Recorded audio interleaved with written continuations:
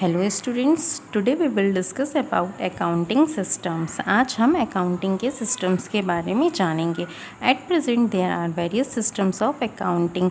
आज के समय में अकाउंटिंग के वेरियस सिस्टम्स हैं हमारे सामने। इन अकाउंटिंग सिस्टम्स का ब्रीफ डिस्क्रिप्शन इस प्रकार है। Now first is single entry system.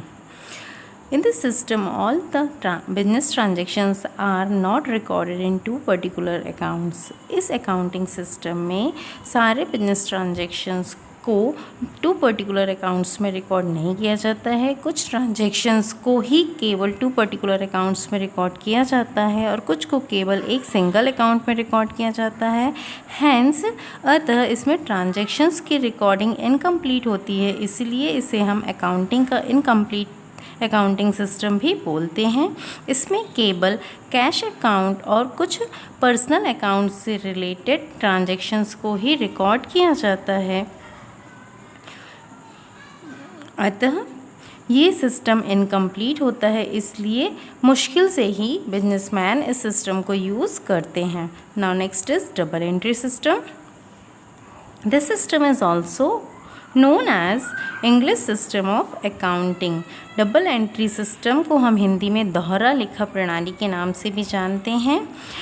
इस सिस्टम को हम इंग्लिश सिस्टम ऑफ अकाउंटिंग अंग्रेजी की लेखा प्रणाली के नाम से भी जानते हैं। इस सिस्टम में सारे ट्रांजैक्शंस और इवेंट्स के दो एस्पेक्ट्स होते हैं। First one is debit and second one is credit. Means सारे बिजनेस ट्रांजैक्शंस और इवेंट्स के दो पक्ष होते हैं, एक डेबिट पक्ष होता है और एक क्रेडिट पक्ष होता है, और इन दोनों ही एस्पेक्ट्स की रिकॉर्डिंग हो जाती है, इसलिए इसे डबल एंट्री सिस्टम के नाम से हम जानते हैं।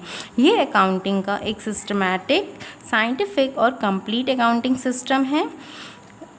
पूरे वर्ल्ड में अकाउंटिंग का ये मोस्ट कॉमन और पॉपुलर मेथड है। इंडिया में जैसे जैसे बिजनेस एंड ट्रेड डेवलप हुआ है, उसी के साथ ये मेथड भी पॉपुलर होता चला गया है। Now third is cash system.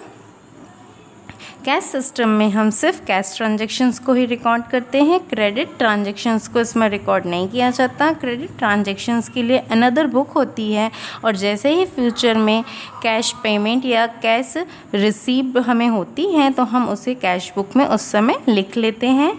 Generally ये method small businessman, professional persons और नॉन ट्रेडिंग ऑर्गेनाइजेशंस के द्वारा अपनाया जाता है, जैसे कि doctors, lawyers, clubs, libraries etcetera.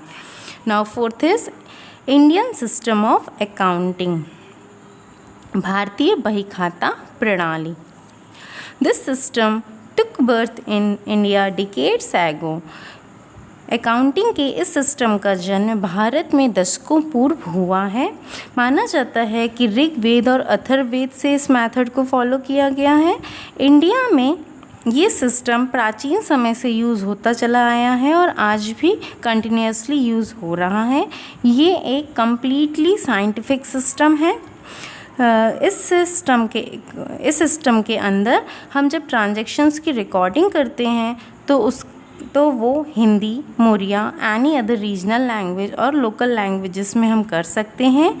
इस सिस्टम में सारे बिजनेस ट्रांजैक्शंस को सर्टेन रूल्स एंड प्रिंसिपल्स को फॉलो करते हुए रिकॉर्ड किया जाता है।